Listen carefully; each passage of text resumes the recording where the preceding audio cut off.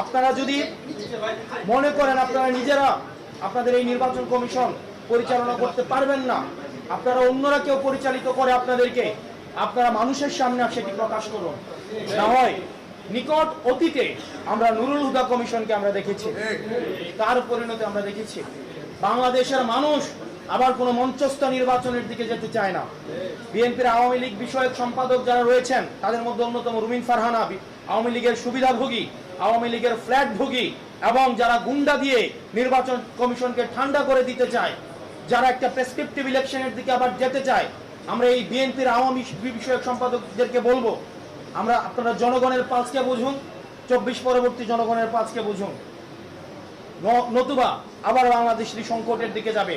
এবং তাদের কারণেই আমরা বিশ্বাস করতে চাই বিএনপি এখনো পর্যন্ত গুন্ডাতন্ত্র, তারা যেই বিএনপির এই ফজলু সাহেব, উনাকে এখনো পর্যন্ত আমরা সম্বোধন করছি, সম্মান দেখাচ্ছি, কিন্তু উনি যে ধরনের বক্তব্য দিচ্ছেন এবং রুমিন ফারহানা যে ধরনের বক্তব্য দিচ্ছেন, যে ধরনের কার্যক্রম পরিচালনা করছেন, আমরা ধরে নিচ্ছি, আমরা ধরে নিব এইগুলো হচ্ছে বিএনপির হাইকমান্ডের ইনস্ট্রাকশন।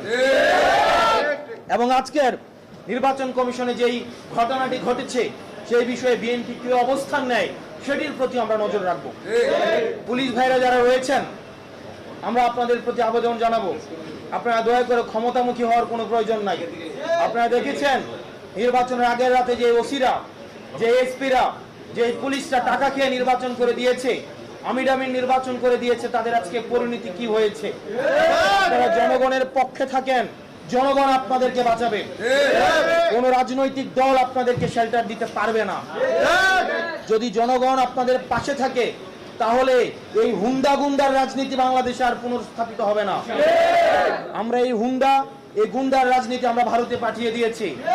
এখন এই রুমিন ফারহানারা যদি সেটি আবার বাংলাদেশে রিহ্যাবিলিটেট করতে চায়, তাহলে হাসিনার প্রতি তাদের যে আন্তরিকতা, তাহলে হাসিনা যেখানে আছে তাদেরকেও সেখানে চলে যেতে হবে।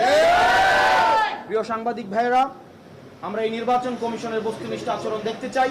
না হয় এই নির্বাচন কমিশন পুনর্গঠনের জন্য এই নির্বাচন কমিশনের আমাদের যে পিক অ্যান্ড চুজ পদ্ধতিতে নির্বাচন কমিশন গঠিত হয়েছে, এই নির্বাচন কমিশনে বিভিন্ন পক্ষের লোক রয়েছে। একজন হচ্ছে বিএনপি পন্থী, কেউ হচ্ছে অন্যপন্থী, কেউ হচ্ছে ডানপন্থী, কেউ বামপন্থী। এই যে পন্থী, আমরা চেয়েছিলাম বাংলাদেশ পন্থী নির্বাচন কমিশন।